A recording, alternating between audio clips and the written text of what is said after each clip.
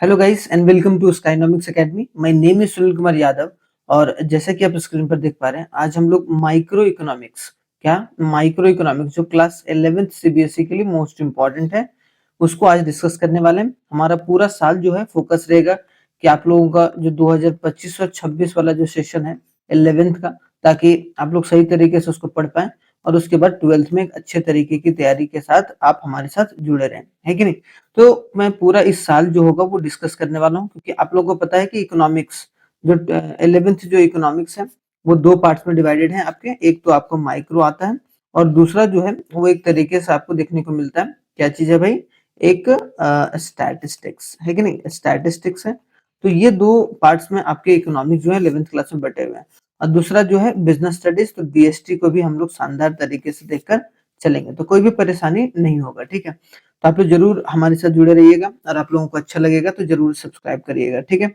चलिए स्टार्ट करते हैं पार्ट 1 के साथ। आज हम लोग इंट्रोडक्शन ऑफ माइक्रो इकोनॉमिक्स से कुछ बेसिक कॉन्सेप्ट समझ लेते हैं, क्योंकि अगर बेसिक कॉन्सेप्ट, क्योंकि अभी आप लोग 10th से निकल कर अभी आप 11th में आए है कि नहीं। 11th है अभी तक, अभी आप लोगों का रिजल्ट भी नहीं आया, लेकिन एग्जाम तो है, शुरुआत हो चुका है। अभी अब 2-4 दिनों में रिजल्ट है वो आपका देखने को मिलेगा, ठीक है। 6 तारीख से 6 तारीख को जो रिजल्ट हो सकता है कि आ जाए, ठीक है। तो इसको देखकर चलना जरूरी है। तो इसमें सबसे इम्पोर्टेंट जो होगा वो हम लोगों को, क्योंकि इकोनॉमिक्स हम उतने अच्छे तरीके से नहीं पढ़े हैं, तो यहाँ पर समझना है कि इकोनॉमिक्स के दो ब्रांचेस होते हैं। अगर सिंपल सी बात बोली जाए कि इकोनॉमिक्स के कितने ब्रांचेस? दो ब्रांचेस। कौन कौन सी ब्रांचेस होती है भाई? एक होती है माइक्रो, एक होता है मैक्रो। मैक्रो जो होगा वो आप लोग 12th में पढ़ेंगे, ठीक है। और जो माइक्रो है वो आपका 11th में है, जो सीबीएसई वाले हैं। क्लियर?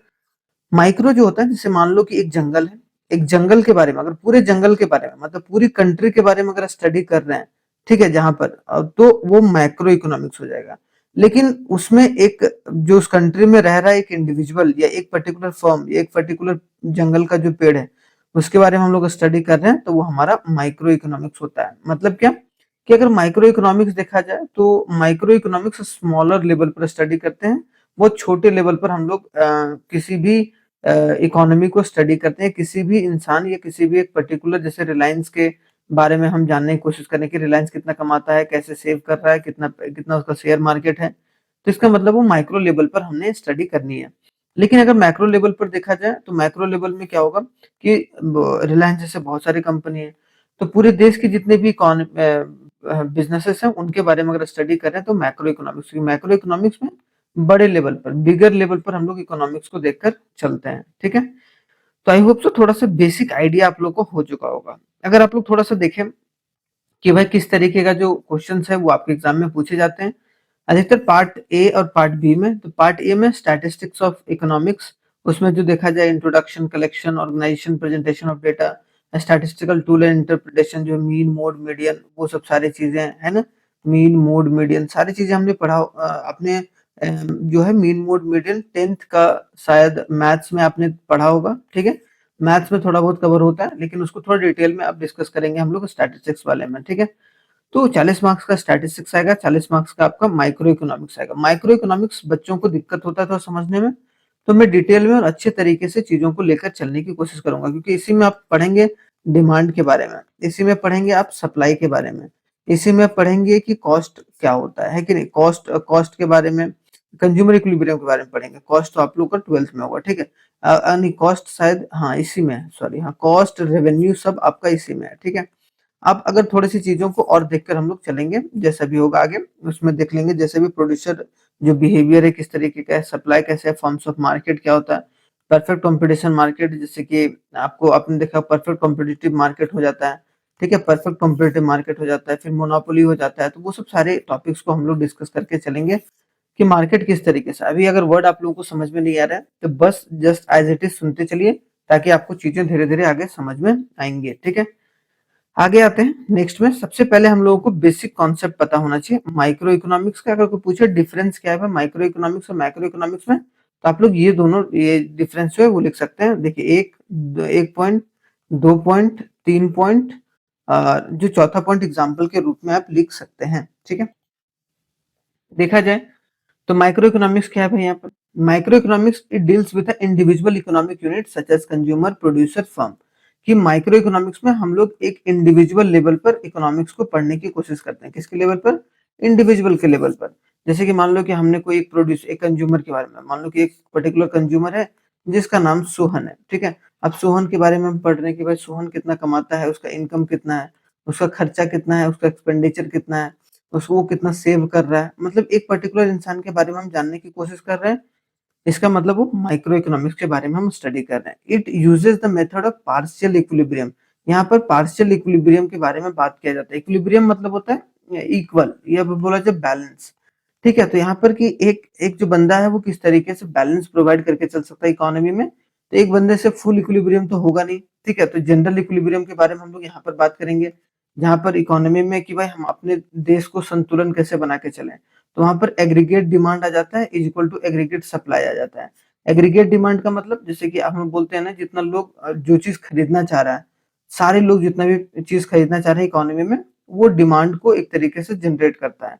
और एग्रीगेट सप्लाई कौन करता है? प्रोड्यूसर करता है। ठीक है, तो ध्यान से देखिएगा, इसको कंज्यूमर करके चलता है कौन? Aggregate demand. और एग्रीगेट सप्लाई प्रोड्यूसर करके चलता है। ठीक है, some of the important micro economics variables जो है वो कौन कौन है भाई? जैसे मान लो कि प्राइस, जैसे बोला इंडिविजुअल कंज्यूमर डिमांड। एक बंदा है कंज्यूमर, जैसे कि अभी मैंने बोला कि सोहन है। सोहन मान लो कि सोहन जो है वो 5 रुपया का जो पेंसिल है, वो मान लो कि 10 पीस डिमांड कर रहा है हर एक महीने। ठीक है, 10 पीस डिमांड कर रहा है, मतलब ये क्या इंडिविजुअल डिमांड है। तो वो हम लोग माइक्रो इकोनॉमिक्स में पढ़कर चलते हैं। वेजेस हो गया, रेंट हो गया, इंटरेस्ट हो गया, एटसेट्रा। जो भी एक पर्टिकुलर कंज्यूमर जो जिसका वेजेस जितना है, कमाता कितना है, रेंट कितना देता है, मान लो कि ये कंपनी का प्रॉफिट कितना है। जैसे मान लो हमने ये बोला कि रिलायंस का प्रॉफिट, आप स्टडी करिए रिलायंस के प्रॉफिट के बारे में, तो इसका मतलब वो माइक्रो इकोनॉमिक्स के तरीके से देखा जा सकता है। ठीक है, तो यहाँ पर एक चीज है, सम ऑफ द एग्रीगेट यहाँ पर देखा जाए माइक्रो इकोनॉमिक्स, जिसमें कि एग्रीगेट डिमांड के बारे में है, एग्रीगेट सप्लाई, इन्फ्लेशन। इन्फ्लेशन को हम लोग बोलते हैं महंगाई। महंगाई बोलते हैं ना कि महंगाई, आम भाषा में हम लोग क्या बोलते हैं इन्फ्लेशन को? महंगाई। कि मतलब क्या है कि प्राइस लेवल बढ़ गया है। प्राइस लेवल जो है इकोनॉमी में जो है वो बढ़ गया है, कीमतों बढ़ गया है। अब कीमत जैसे ही बढ़ता है वही एक तरीके से चीजें आगे बढ़कर चलती हैं। अनएम्प्लॉयमेंट क्या होता है? बेरोजगारी। ठीक है, अब अनएम्प्लॉयमेंट का मतलब बेरोजगारी। अब जैसे मान लो कि सोहन, मान लो कि ये बेरोजगार है, तो इसका ये मतलब नहीं है कि पूरा देश बेरोजगार है कि नहीं, या पूरे देश में जो है 10% बेरोजगार लोग घूम रहे हैं। तो 10% 20% जो हमारे देश में अनएम्प्लॉयमेंट या बेरोजगार, जिनको के पास कोई काम धंधा नहीं है, वो जानने के लिए हमें पूरे देश या पूरी फुल इकोनॉमी में जितने भी लोग रह रहे हैं, जितने भी पॉपुलेशन रह रहे हैं, उनका जो डेटा है वो उपलब्ध होना चाहिए हमारे पास, या वो डेटा अवेलेबल होना चाहिए। ठीक है, तो ये समझ में आना चाहिए आपको, माइक्रो और मैक्रो के बीच में छोटा सा डिफरेंस है, जो कि आप समझकर चल सकते थे। अगर बेसिक से बोला जाए, माइक्रो इकोनॉमिक्स क्या है भाई? एक ब्रांच ऑफ इकोनॉमिक्स है जो स्टडी करता है। अगर कोई जनरल डेफिनेशन पूछे तो ये लिखिएगा आप लोग माइक्रो इकोनॉमिक्स का। माइक्रो इकोनॉमिक्स एक ब्रांच है किसका? इकोनॉमिक्स का, क्योंकि इकोनॉमिक्स के दो ब्रांच होते हैं, माइक्रो और मैक्रो। ठीक है, तो ये माइक्रो है। माइक्रो कभी MICRO आ गया तो आप स्मॉल लेवल पर देखेंगे। ठीक है, हमेशा मैं बात कर रहा हूँ। और अगर MACRO, जो कि आपको 12th में पढ़ना है, उसका मतलब क्या है? बिग। कि अगर बड़े लेवल पर आप इकोनॉमिक्स को पढ़ रहे हैं तो मैक्रो में, अगर छोटे लेवल पर पढ़ रहे हैं तो माइक्रो में। Study of behaviour of an individual economic unit. कोई भी एक इंडिविजुअल इकोनॉमिक यूनिट के बारे में हम लोग यहाँ पर स्टडी करके चलते हैं। इसका जो कॉन्सेप्ट है सबसे पहली बार जो है वो दिया गया था एडम स्मिथ के द्वारा। इसीलिए एडम स्मिथ को हम लोग क्या बोलते हैं? Father of economics. और जो माइक्रो इकोनॉमिक्स है, उन दोनों को, मतलब माइक्रो इकोनॉमिक्स के फादर भी और इकोनॉमिक्स के फादर एडम स्मिथ माने जाते हैं। ठीक है, अगर एग्जांपल देखा जाए माइक्रो इकोनॉमिक का, जैसे इंडिविजुअल्स का डिमांड है, सप्लाई है। जैसे सप्लाई कौन करेगा यहाँ पर? जैसे रिलायंस करेगा तो कोई फर्म कर सकता है। डिमांड कौन करेगा? कोई इंसान करेगा, जैसे यहाँ सोहन हो गया था, है कि नहीं? कंज्यूमर थ्योरी, एक कंज्यूमर कैसे बिहेव करता है। जैसे मान लो कि आप किस तरीके से प्राइस घटता है, बढ़ता है, तो प्राइस के घटने और बढ़ने पर किस तरीके से कंज्यूमर बिहेव करता है उसके बारे में। Opportunity cost, theory of the firm, consumer equilibrium, एक कंज्यूमर कैसे इक्विलिब्रियम है कर सकता है। ठीक है, कंज्यूमर इक्विलिब्रियम मतलब कंज्यूमर अपने आप को संतुष्ट या फिर बैलेंस में कैसे ला सकता है। ठीक है, इंडिविजुअल का इनकम, इंडिविजुअल का सेविंग, एक इंडिविजुअल इंसान का इनकम, एक इंडिविजुअल इंसान का सेविंग, तो ये सब सारे किस में आएंगे? माइक्रो इकोनॉमिक्स में निकल कर आएंगे। ठीक है, एग्जाम्पल देखा जाए अगर मैक्रो इकोनॉमिक्स का, तो उसमें एग्रीगेट डिमांड है एंड सप्लाई, मतलब एग्रीगेट डिमांड हो गया, एग्रीगेट सप्लाई। अगर इंडिविजुअल डिमांड, इंडिविजुअल सप्लाई, तब वो माइक्रो। अगर एग्रीगेट मतलब टोटल डिमांड, इसको हम लोग ऐसे बोल सकते हैं कि जितना भी टोटल डिमांड कितना लोगों के द्वारा जितना भी डिमांड किया गया है। एग्रीगेट टोटल सप्लाई, ठीक है, एग्रीगेट सप्लाई का मतलब टोटल सप्लाई। और सप्लाई हमेशा कौन करता है भाई, आप समझ के चलिएगा, प्रोड्यूसर करेगा, ठीक है। तो कभी भी आप डिमांड का चैप्टर पढ़ें तो उसमें आप अपने आप को क्या माने, कंज्यूमर, और एक सप्लाई का चैप्टर पढ़ें तो आपको मानना है कि मैं एक प्रोड्यूसर हूँ, मतलब मैं एक कंपनी चला रहा हूँ, ठीक है। तो आप शानदार तरीके से समझ में आएगा, ठीक है। इन्फ्लेशन के बारे में, महंगाई के बारे में अगर जानना है तो आपको मैक्रो इकोनॉमिक्स स्टडी करनी पड़ेगी। अनएम्प्लॉयमेंट के बारे में, इंटरेस्ट रेट, जीडीपी, जीडीपी का फुल फॉर्म क्या होता है भाई, बेसिक से चलेंगे, ठीक है, ताकि आप पूरी इकोनॉमिक्स को बहुत अच्छे तरीके से समझ पाए। Gross domestic product, clear. तो यहाँ पर उसके मॉनेटरी पॉलिसी, मॉनेटरी पॉलिसी कौन लाता है भाई, आगे देखेंगे हम लोग बहुत शानदार तरीके से। आरबीआई, ठीक है, आरबीआई हमारे देश का रिजर्व बैंक ऑफ इंडिया, जो कि सेंट्रल बैंक है कि नहीं। तो सेंट्रल बैंक, फिर नेशनल इनकम के बारे में भी हम लोग स्टडी करते हैं मैक्रो इकोनॉमिक्स में, ठीक है। तो ये बेसिक सा डिफरेंस था जो कि आपको समझकर चलना है। अब थोड़ा सा आगे चलते हैं, इकोनॉमी क्या होता है। देखिए हम तो समझ लिए कि भाई इकोनॉमिक्स में ब्रांचेस होते हैं, लेकिन यहाँ पर सबसे पहली बात समझनी है आपको कि what do you mean by economy, ठीक है। इकोनॉमी क्या होता है, तो इकोनॉमी क्या है, एक सिस्टम है जो प्रोवाइड करता है individuals with a mean to work and earn the living to satisfy their needs and want. Economy वैसा जगह है जहां पर एक इंडिविजुअल्स क्या कर सकता है भाई, एक इंडिविजुअल पैसा कमाता है, इंडिविजुअल क्या करता है, पैसा कमाता है, पैसा कमाने के लिए उसको क्या, वर्क करता है। और वो कौन सा वर्क होगा, वो कौन सा एक्टिविटीज होगा, इकोनॉमिक एक्टिविटी। इकोनॉमिक एक्टिविटी का मतलब होता है वैसा एक्टिविटी जिससे आप एक तरीके से पैसे कमाते हैं। एक होता है नॉन इकोनॉमिक एक्टिविटी। अब नॉन इकोनॉमिक एक्टिविटी क्या होता है भाई, नॉन इकोनॉमिक एक्टिविटी क्या होता है, नॉन इकोनॉमिक एक्टिविटी होता है जिससे आप पैसा नहीं कमाते। जैसे कि आप मंदिर जा रहे हो, मस्जिद जा रहे हो, किसी को फ्री में कंबल बांट रहे हो, तो उससे कोई पैसा कमा नहीं रहे हो। किसी लेडीज को आप मान लो कि, या फिर किसी बूढ़े बुजुर्ग को आप रोड क्रॉस करा रहे हो, तो काम कर रहे हो लेकिन आपका उससे कोई फायदा नहीं, उससे कोई रुपया पैसा नहीं आ रहा है, ठीक है। यहाँ पर देखना है कि जो वर्क कर रहा है और इकोनॉमिक वर्क कर रहा है वो कौन सा सिस्टम में कर रहा है, इकोनॉमिक सिस्टम में। तो इकोनॉमिक क्या, एक सिस्टम है जो कि प्रोवाइड करता है कोई भी इंडिविजुअल को, ताकि वो इकोनॉमिक एक्टिविटी कर सके और पैसा को कमा सके। They can do so through the process of, क्या क्या काम कर सकते हैं भाई इकोनॉमी में, वो मैन्युफैक्चरिंग कर सकते हैं, कंजम्पशन कर सकते हैं, इन्वेस्टमेंट कर सकते हैं, एक्सचेंज कर सकते हैं। मैन्युफैक्चरिंग कौन करेगा भाई, प्रोड्यूसर करेगा, है कि नहीं, कुछ जो प्रोड्यूसर होगा फर्म का। कंजम्पशन कौन करके चलेगा, वो एज अ प्रोड्यूसर भी हो सकता है, लेकिन कंज्यूमर ज्यादातर कंज्यूम करके चलते हैं, है कि नहीं। कंज्यूमर मतलब हम जैसे लोग जो कि एक तरीके से कोई भी सामान खरीदते हैं। इन्वेस्टमेंट भी कौन करके चलेगा, सरकार भी कर सकती है, गवर्नमेंट भी कर सकती है, बिजनेस भी कर सकती है, और इंडिविजुअल इंसान भी, मान लो शेयर मार्केट में पैसा खरीदा तो वो सब, ठीक है। एक्सचेंज, सामान को एक दूसरे से एक्सचेंज भी किया जा सकता है, एक्सपोर्ट इम्पोर्ट भी यहाँ पर अब किया जा सकता है, ठीक है। तो ये भी चीज, सारी चीजें क्या आएंगी, एक तरीके से आपको इकोनॉमिक में देखने को मिलेंगी। ये सब इकोनॉमिक जगह होता है जहां पर इकोनॉमिक एक्टिविटीज होता है, सारी काम जो भी इकोनॉमिक गतिविधि होता है वो किया जाता है, क्लियर। यहाँ तक आई होप सो, यहाँ तक क्लियर होगा। अब आते हैं इकोनॉमिक प्रॉब्लम क्या है। आखिरकार हमने ये देख लिया कि इकोनॉमी क्या होता है भाई, लेकिन इकोनॉमिक में प्रॉब्लम भी तो आता है, हर एक चीज का प्रॉब्लम आता है। तो यहाँ पर बोला गया कि इकोनॉमिक प्रॉब्लम क्या होता है, is a problem of choosing from the different option that arises because of the three major reason, ठीक है। यहाँ पर क्या हो गया, देखिए जैसे कि यहाँ पर देखा जाए कि इकोनॉमिक प्रॉब्लम कब आता है भाई, सिंपल सी बात है, इकोनॉमिक प्रॉब्लम तब आता है, या फिर कोई भी प्रॉब्लम तब आता है जब किसी भी चीज की कमी हो जाती है। कमी का मतलब क्या हो गया, स्कार्सिटी, ठीक है। तो पहला चीज क्या होता है कि स्कार्सिटी की वजह से इकोनॉमिक प्रॉब्लम आता है कि नहीं। तो इकोनॉमिक प्रॉब्लम क्या है कि हमें चुनने में दिक्कत हो जाता है। अगर मान लो किसी भी चीज की कमी हो जाए तो आपके पास चॉइसेस की प्रॉब्लम आ जाएगी। क्या होगा, चॉइसेस की जो होगी वो प्रॉब्लम देखने को मिलेगी। सिंपल सी बात है कि भाई आपके पास चॉइसेस की प्रॉब्लम निकल के आ जाएगी। तो पहला है कि स्कार्सिटी की वजह से। दूसरा है अनलिमिटेड ह्यूमन वांट्स, कि लोगों का वांट्स जो है वो बहुत अनलिमिटेड है। अनलिमिटेड है मतलब लिमिटेड नहीं है। जैसे कि मान लो कि आपको एक एक पर्टिकुलर एक अभी एबीसी में मान लो कि ए मिल गया, ए चीज मतलब कोई एक चीज मिल गया, फिर आप बी चीज पर जाएंगे, फिर सी चीज पर जाएंगे, फिर आप डी चीज पर। तो इसी तरीके से चीजें जो आपकी वांट्स होंगी और या फिर आपकी जो ख्वाहिश होगी, डिजायर होंगी, वो बढ़ते चली जाएंगी, जिसके वजह से इकोनॉमिक प्रॉब्लम होता है। क्योंकि जितना ज्यादा ख्वाहिश बढ़ेगा उतना ज्यादा डिमांड क्रिएट होगा भाई। अब जितना ज्यादा डिमांड क्रिएट होगा उतना ज्यादा सप्लायर सप्लाई करने की कोशिश करेगा, और उसी में चीजों की स्कार्सिटी देखने को मिलेगी।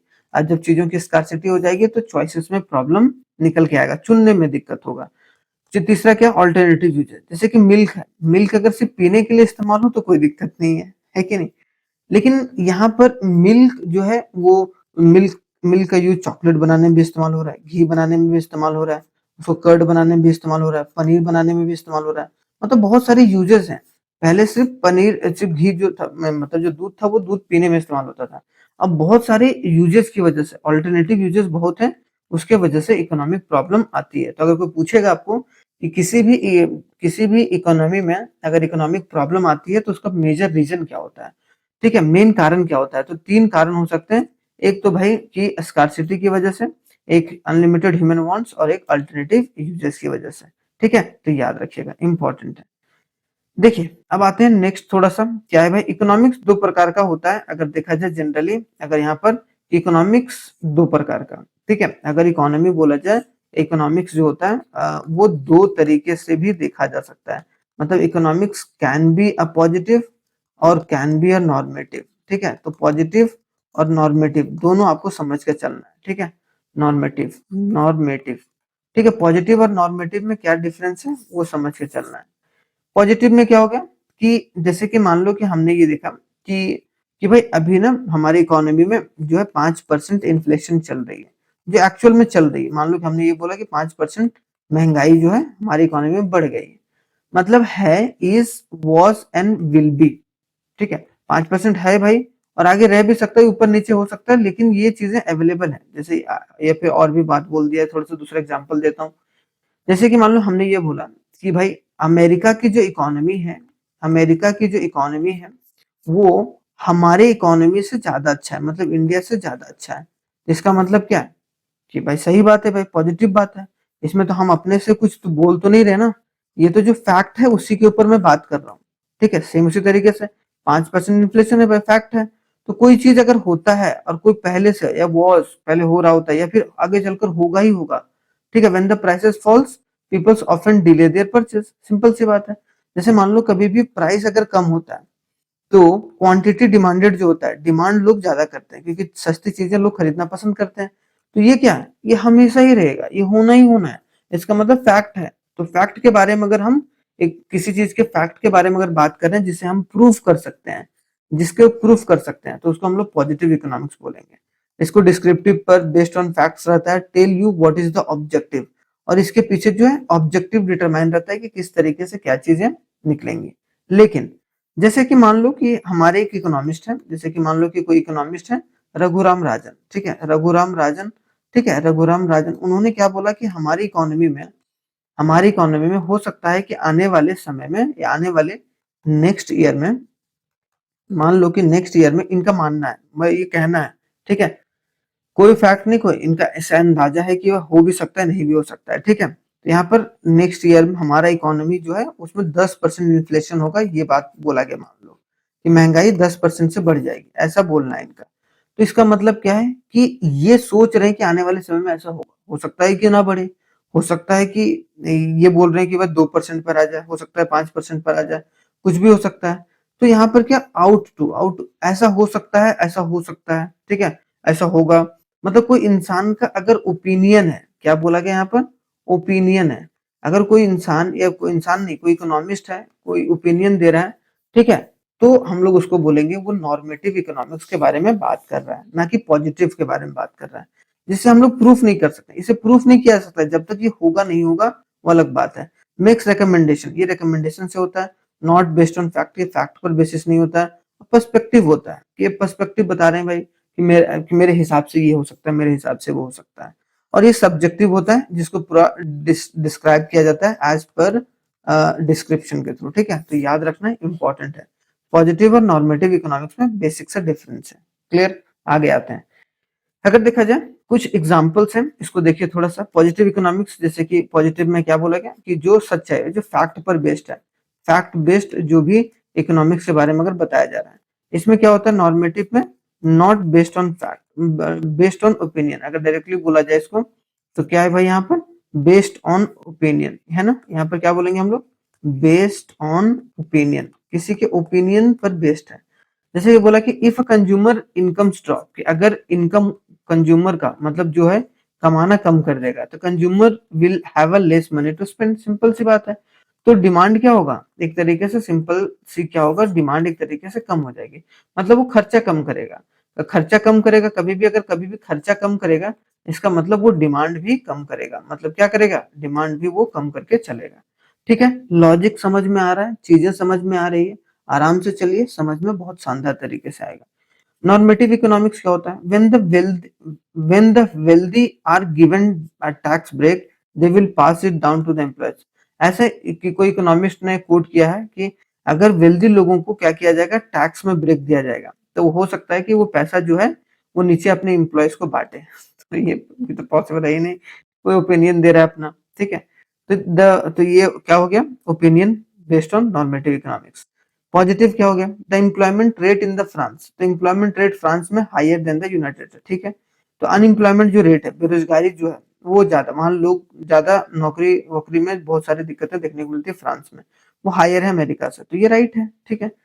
Normative, women should earn same salary as a man, किसी का मानना है कि भाई वुमेन को सेम सैलरी कमाना चाहिए मेन के बराबर, तो वो क्या पर्सपेक्शन है उसका, पर्सपेक्शन मतलब क्या, पर्सपेक्टिव है, अपना ओपिनियन है। क्लियर, तो ये बात याद रखना है। आगे आते हैं थोड़ा सा, नेक्स्ट देखते हैं क्या बोला गया भाई, सेंट्रल प्रॉब्लम ऑफ इकोनॉमी हमारा क्या। ठीक है, तो सेंट्रल प्रॉब्लम ऑफ इकोनॉमी अगर देखा जाए तो हमने तीन देखा था, है कि ना, हमें सेंट्रल जो हमारा इकोनॉमिक प्रॉब्लम तीन तरीके से अराइज हुआ। तो बोला गया कि अगर सेंट्रल प्रॉब्लम के बारे में बात किया जाए तो अराइज होता है फंडामेंटल इकोनॉमिक प्रॉब्लम। ठीक है, तो अगर बोला central problem of economy are the issue that arises from the fundamental economic problem of scarcity, तो वो तीन चीज से प्रॉब्लम जनरेट होता है, हमने बात किया था अभी, स्कार्सिटी, दूसरा क्या होता है भाई, ऑल्टरनेटिव यूजेस, ठीक है, ऑल्टरनेटिव यूजेस, और तीसरा क्या होता है, एक तरीके से आपको देखने को मिलेगा unlimited wants, unlimited unlimited wants की वजह से, है कि नहीं। तो ये तीन चीजें जो हैं वो प्रॉब्लम क्रिएट करती हैं। तो बोला गया कि इसको, इन प्रॉब्लम को सॉल्व करने के लिए सवाल, तीन क्वेश्चन हर एक इकोनॉमी को या हर एक अर्थव्यवस्था को पूछने चाहिए कि भाई अगर हमारे पास इकोनॉमिक प्रॉब्लम है, मतलब जो प्रॉब्लम है वो इन तीन चीजों की वजह से ही आती है। ठीक है, ये तीन चीजें हैं जिसकी वजह से प्रॉब्लम हो रही है किसी भी इकोनॉमी में या सिस्टम में जहां इकोनॉमिक एक्टिविटी सही तरीके से नहीं हो रहा है। ठीक है, तो इकोनॉमी में अगर प्रॉब्लम हो रही है तो आप तीन सवाल पूछ सकते हैं कि भाई व्हाट टू प्रोड्यूस, कि हमें क्या प्रोड्यूस करना चाहिए, मतलब क्या प्रोड्यूस करना चाहिए, मान लो कि क्या आपको कार प्रोड्यूस करना चाहिए, क्या आपको आइसक्रीम ज्यादा प्रोड्यूस करना चाहिए, मतलब किस चीज की कमी है, उससे आपको ये पता चलता है इकोनॉमिक प्रॉब्लम से कि आपको किन चीजों की प्रोडक्शन जो है वो एक तरीके से बढ़ानी है, सिंपल सी बात है। तो व्हाट टू प्रोड्यूस सबसे पहले आपको फिगर आउट करनी पड़ेगी कि आप क्या एक तरीके से बनाना चाहते हैं। दूसरा आपको फिगर आउट ये करना है कि आप किस तरीके से बनाना चाह रहे हैं, क्या आप लेबर का इस्तेमाल करना चाह रहे हैं, लेबर से आप इकोनॉमी एक्टिविटीज करा के पैसे, मतलब चीजों को बनाना चाह रहे हैं, या फिर आप मशीन का इस्तेमाल करना चाह रहे हैं। तो इसका मतलब क्या हो गया कि एक तरीके से हाउ टू प्रोड्यूस, ठीक है। तीसरा फॉर हुम टू प्रोड्यूस, अब अनलिमिटेड अमाउंट्स तो है भाई, सब चीज का सब चीज तो पूरा हो नहीं सकता है, तो फॉर हुम टू प्रोड्यूस, क्या आप मेन के लिए बना रहे हैं, क्या आप वुमेन के लिए बना रहे हैं, क्या आप एक तरीके से चिल्ड्रन के लिए बना रहे हैं।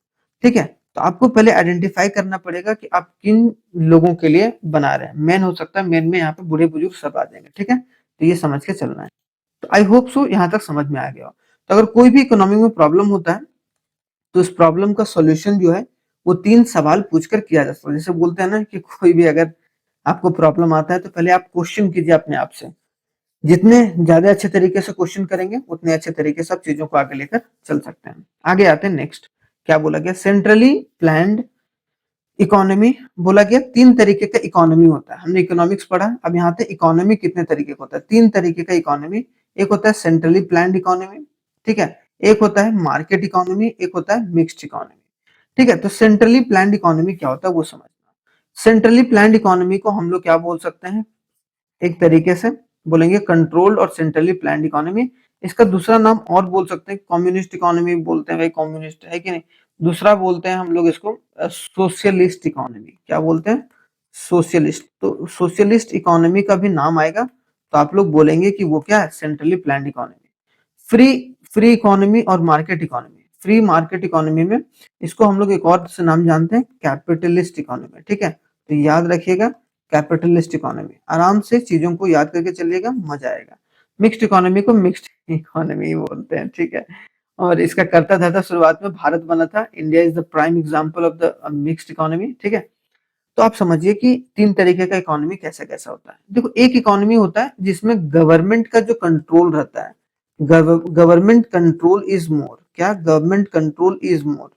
तो अगर जहां पर गवर्नमेंट का कंट्रोल ज्यादा है, ठीक है, मतलब सारी डिसीजन, सारी चीजों का डिसीजन कि क्या प्राइस रहने वाला है, ठीक है, क्या वेजेस रहने वाला है, ठीक है, किसी का तनख्वाह क्या रहने वाला है, वो सब सारी चीजें सरकार डिसाइड कर रही है।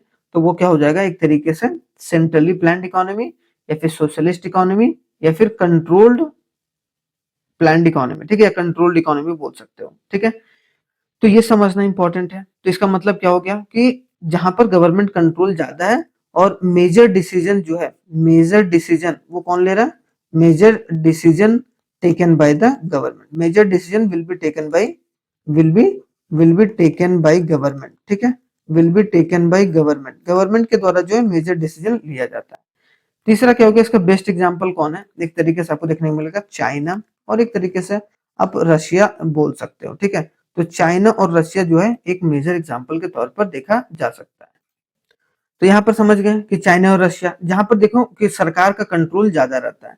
फ्री इकोनॉमी क्या होता है? जहां पर गवर्नमेंट कंट्रोल, जो गवर्नमेंट का कंट्रोल रहता है वो minimum, government control is minimum. क्या रहता है? Government control is minimum. और ज्यादातर कंट्रोल क्या रहता है? इकोनॉमिक या कंट्रोल बाय प्राइवेट सेक्टर, ठीक है। प्राइवेट सेक्टर के द्वारा कंट्रोल किया जाता है, प्राइवेट इंडिविजुअल या प्राइवेट सेक्टर के द्वारा कंट्रोल करके चला जाता है, ठीक है।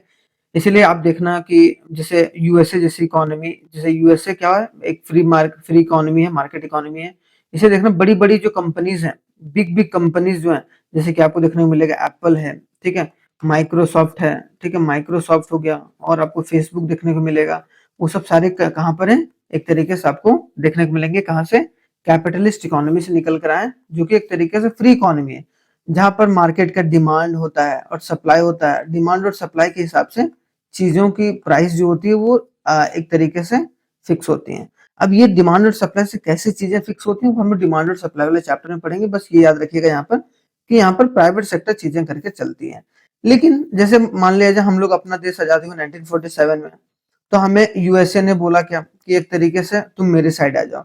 रशिया ने क्या बोला भाई? रशिया ने बोला कि तुम मेरे साइड आ जाओ, ठीक है। रशियन, तो हमने न रशिया के साइड, क्योंकि रशिया क्या था? रशिया था जो सोशलिस्ट इकोनॉमी, और ये था प्राइवेट पर ज्यादा फोकस, ठीक है। तो हमने दोनों को नकार दिया कि ना तो हम रशिया के साथ जुड़ेंगे, ना तो हम यूएसए के साथ, लेकिन हम दोस्ती रखेंगे दोनों के साथ। रशिया के साथ आज भी हमारी दोस्ती बहुत अच्छी है। तो मिक्स्ड इकोनॉमी क्या होता है? जहां पर जो है प्राइवेट और पब्लिक, प्राइवेट और गवर्नमेंट, पब्लिक का मतलब गवर्नमेंट, ठीक है, प्राइवेट और गवर्नमेंट जो है दोनों साथ में मिलकर वर्क करती है। Together work, together they will work, ठीक है, together they works, they works, they works, ठीक है। बोलो क्या करते हैं? टुगेदर काम करते हैं। और इसका बेस्ट एग्जांपल क्या देखने को मिलेगा? इंडिया, ठीक है, जहां पर प्राइवेट सेक्टर और सरकारी सेक्टर दोनों साथ में मिलकर काम करें, उसको हम लोग क्या बोलते हैं? एक तरीके से मिक्स्ड इकोनॉमी बोलते हैं। क्लियर? यहाँ पर अब चीजें इंपॉर्टेंट है। आगे देखा जाए सॉल्यूशन क्या है आखिरकार। सेंट्रल प्रॉब्लम, अभी हमने देखा कि market economy, central plan economy की तीन तरीके का क्वेश्चन पूछना होता है भाई हम लोगों को, कि व्हाट टू प्रोड्यूस, ठीक है, हाउ टू प्रोड्यूस, और फॉर हुम टू प्रोड्यूस, है कि नहीं? तीन सवाल पूछना है। तो भाई ये तीनों सवाल का जो है सॉल्यूशन किस तरीके से चीजें निकाली जा सकती है तीनों इकोनॉमी में। अगर मार्केट इकोनॉमी में कोई प्रॉब्लम, इकोनॉमिक प्रॉब्लम, जो कि इकोनॉमिक प्रॉब्लम कैसे अराइज हुआ? स्कार्सिटी की वजह से, ऑल्टरनेटिव यूजेस की वजह से, और एक तरीके से अनलिमिटेड वांट्स की वजह से। क्लियर? तो यहाँ पर देखा जाए market economy, the central problems what, how and for whom to produce are solve through the market forces of demand and supply. क्या बोला गया? मार्केट के डिमांड एंड सप्लाई के से, या फिर मार्केट में कितना डिमांड और सप्लाई बढ़ानी है, क्योंकि क्या होता है कि भाई मार्केट में जिस चीज का डिमांड है उसका सप्लाई करना है, सिंपल सी बात है, ठीक है। तो डिमांड अगर बढ़ेगा तो आपको सप्लाई भी बढ़ाकर चलना पड़ेगा, सिंपल सी बात है। तो मार्केट इकोनॉमी में इस तरीके से आप सुधार सकते हैं, इकोनॉमिक प्रॉब्लम को सॉल्यूशन दे सकते हैं। लेकिन सेंट्रली प्लान्ड इकोनॉमी, ये जैसे मार्केट इकोनॉमी कौन था? यूएसए। सेंट्रली प्लान्ड कौन था? चाइना, ठीक है। तो अगर मान लो कि सेंट्रली प्लान्ड इकोनॉमी कैसे सॉल्व कर सकता है? Solve by the central authority, कि सेंट्रल अथॉरिटी मतलब किसके द्वारा सॉल्व किया जाएगा, बाय गवर्नमेंट, सिंपल सी बात है, क्योंकि वहां पर गवर्नमेंट का कंट्रोल ज्यादा होगा। और यहाँ पर क्या है, दोनों मिक्स्ड इकोनॉमी में कैसे, कि बोथ मार्केट फोर्सेस मतलब प्राइवेट सेक्टर, मतलब प्राइवेट और पब्लिक दोनों में साथ में मिलकर, प्राइवेट और पब्लिक या फिर गवर्नमेंट, ठीक है, गवर्नमेंट सेक्टर दोनों साथ में मिलकर चीजों को एक तरीके से एनालाइज करके और उसकी प्रॉब्लम का हल जो है निकाल सकते हैं।